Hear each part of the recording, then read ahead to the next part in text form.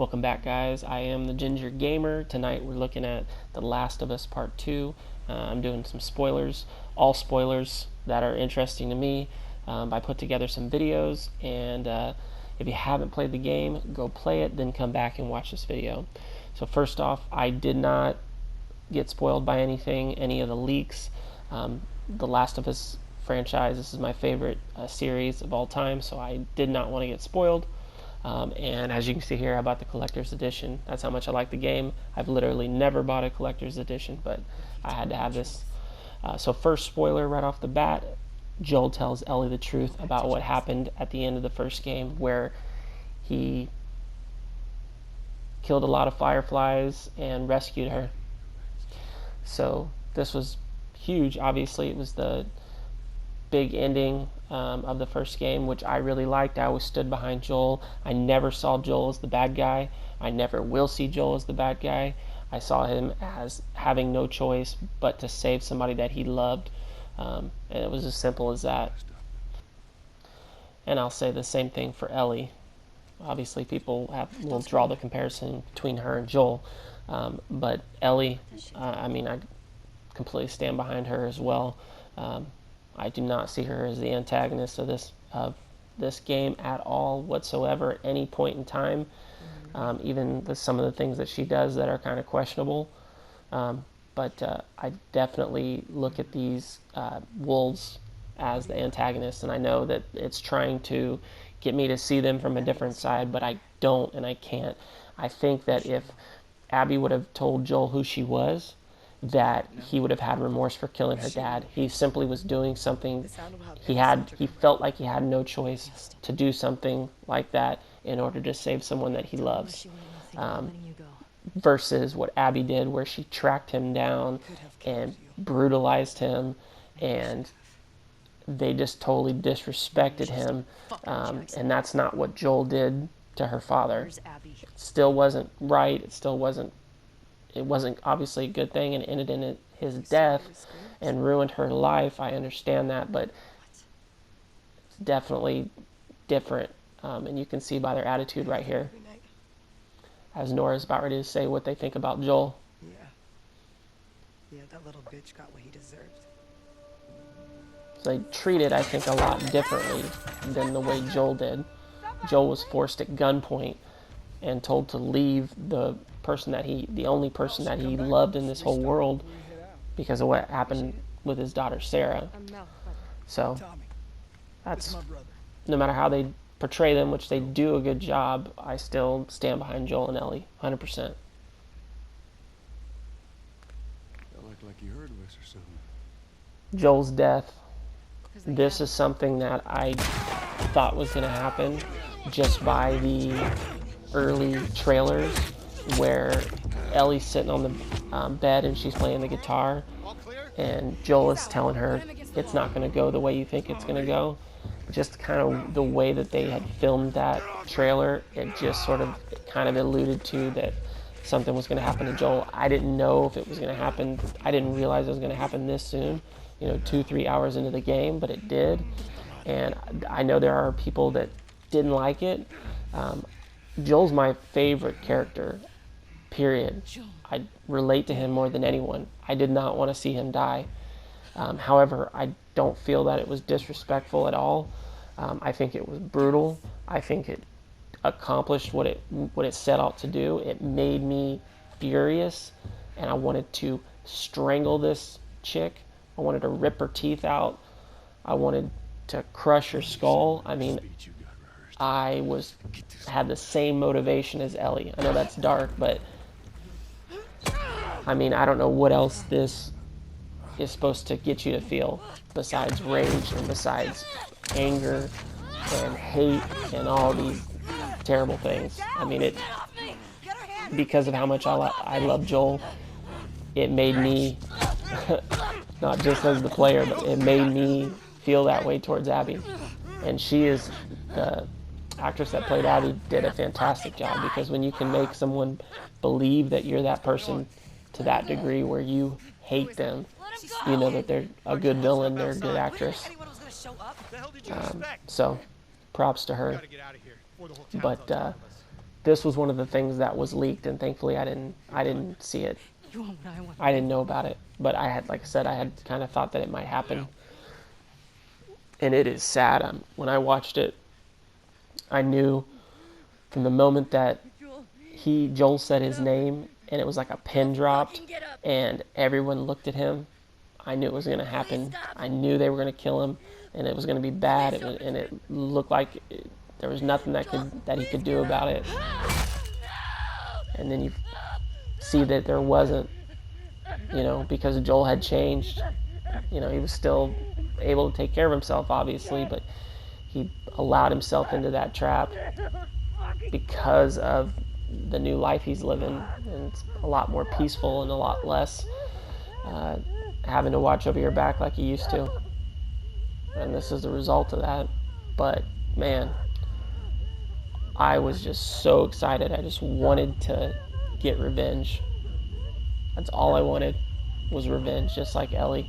And it was a really good driving force. They did a fantastic job of making you feel like her, putting you in her shoes, and making you want revenge. Something as simple as revenge. I don't think it's ever been done better in a video game, and it may never be done again.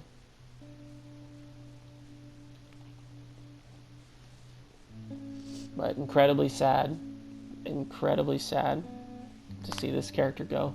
And you only get to play as him one time, and he's the first person you get to play as, and all you do is get on a horse and ride back to Jackson. And that's it. No more Joel. Sucks. Now that's the prequel. I would like to play a prequel of Joel.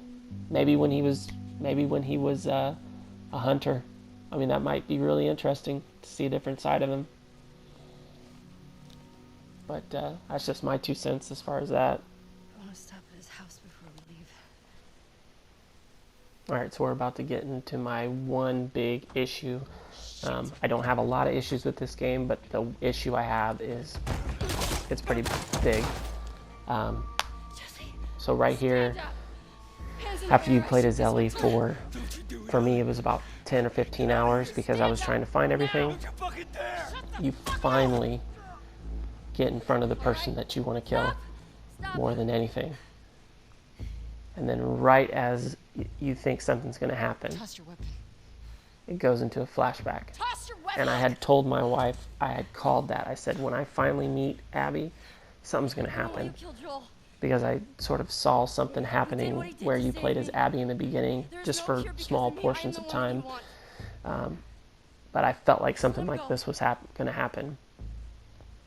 However, I had no idea, even after I probably played as her for 5 hours, I had no idea how substantial her part in this game was, because I didn't see any spoilers.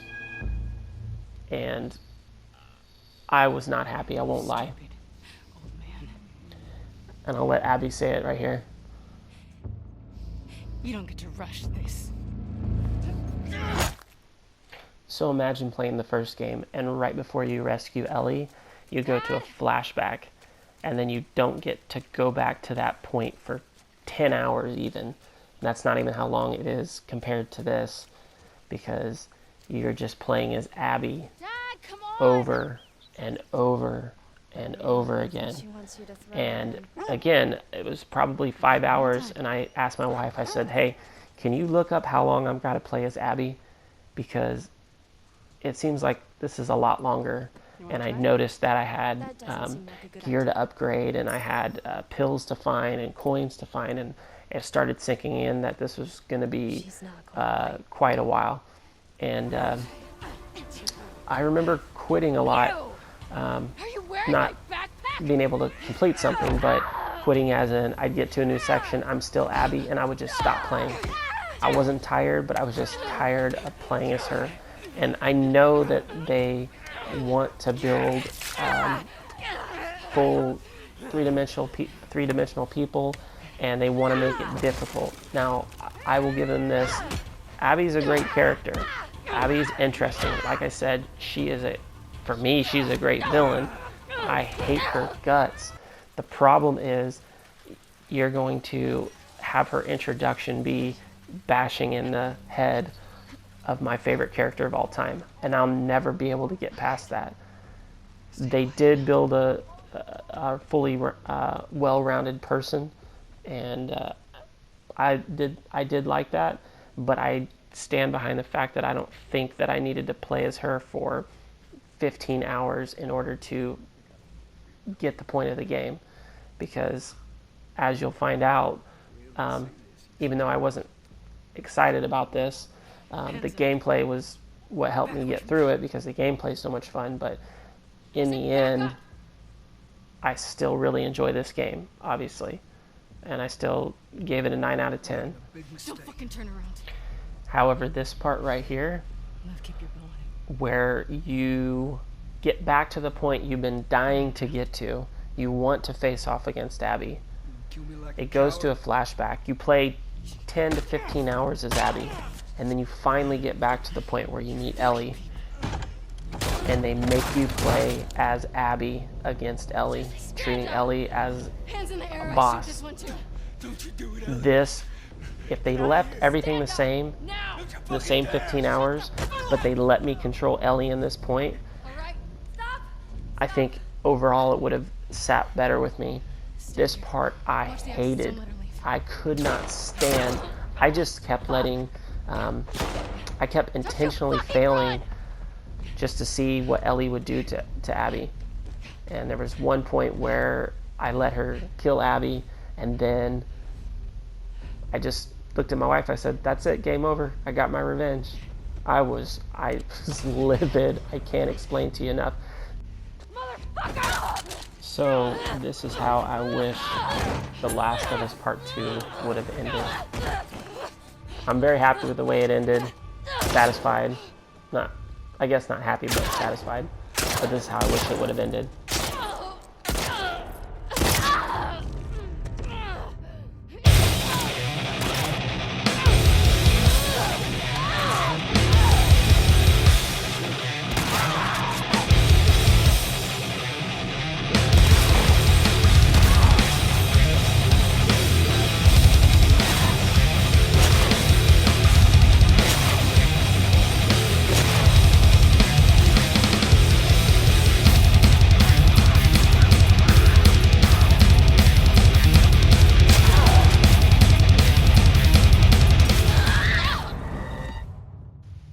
Alright, so at the end of that fight, Abby gets over on Ellie, but decides to allow her to live because she's had a change of heart over the course of her story.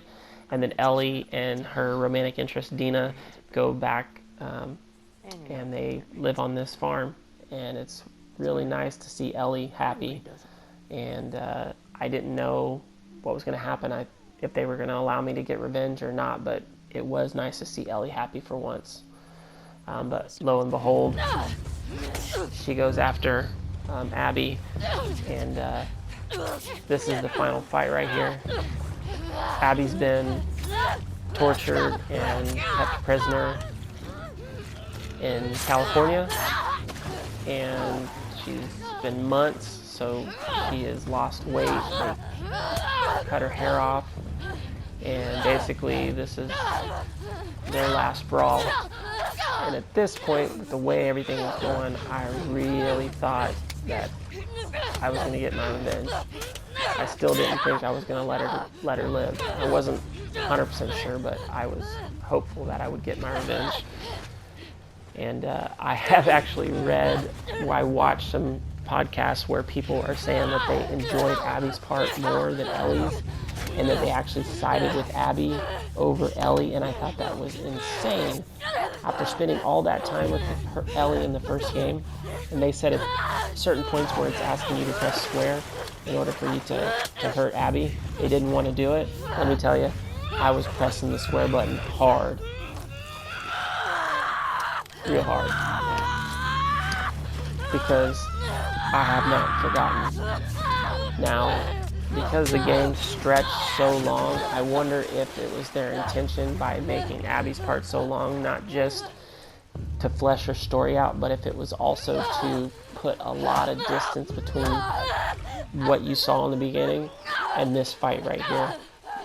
because for me it was almost 40 hours. Now I got 198 collectibles, so I almost got all the collectibles. I have to go back and finish up, but 38 hours, you know, I didn't have the same rage, I didn't have the same drive as I did when Joel first got killed. And I wonder if they were kind of intentional in doing that to try to give you time, because as they say, time heals all wounds. Not completely, but it definitely makes things feel different and you think about things differently.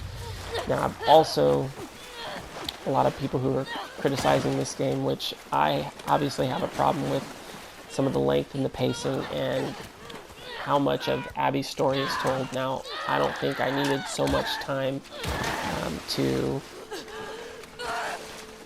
again, get the story, because in the end, I liked it, I enjoyed it, I was satisfied with it, but I couldn't really put my finger on it. And, but I've heard things about the director, Neil Druckmann, and, you know, saying that they're pandering, they're trying to point their finger at you, and this is what you should do, and this is how you should do it, and this is how you should view violence. I don't see that. Now, I don't like movies and TV and games that wag their finger at me and tell me what I should and shouldn't do, or what I should and shouldn't like, or how I should and shouldn't feel. I don't think that at all. Everything that I get from him, from Neil Druckmann and Troy Baker and Ashley Johnson, is that they love these characters. They had Neil Druckmann had the authority from Sony to take this story in whatever way he wanted, and I think this is his artistic expression, and I think it's not perfect, as that nothing is perfect, but it's very deeply layered. It's very thought-provoking. I mean, when I finished this, it was almost 2 o'clock in the morning, and I could not stop thinking about this game and how it made me feel, and did I like it? Did I not like it? Because I told my wife, if I don't get to have revenge on Abby, it could probably ruin the game for me, and it didn't, but I couldn't figure out why. I think the reason why, though, is because revenge would have been, that's what I was expecting. That's what any other game would have given me. And to that credit, I mean, I did have a lot to do with killing most of the people that she cared about. And if it wasn't me, then Tommy did it. So I think that when you see Abby as a shell of herself, and she doesn't even have the will to fight you, when you're both hurt. So I look at it as they're both on the uneven ground, and Ellie bests Abby, and right up until the point I think she's going to kill her, and she chooses to be merciful Somehow the Lord gave me a second chance. because of Joel. And even though if I read that it wouldn't work on paper, but when I played it, it just worked. I mean, it really did. Also, the other criticism where, you know, creators just subvert expectations just to subvert them. Like Game of Thrones Season 8, I'm looking at you. Oh, what a terrible season. But I don't get that with this. Again, I think this is somebody who had full reins to create any kind of story they wanted to. And they created a powerful story. They created a rich story. It is diverse. And just really, really deep character study on these people. This series will always be about these two for me. They definitely tried really hard, and I think that they succeeded for a lot of people to make Abby seem like she could almost be the good guy as far as the arc that she's on, because she got revenge, but it wasn't fulfilling, so she was able to turn herself around and change her heart was able to be changed and opened up. She was able to view people differently. She was able to care about people again. But it's always about these two, Joel and Ellie. and I'll always side with them. Thanks for watching. Ginger out.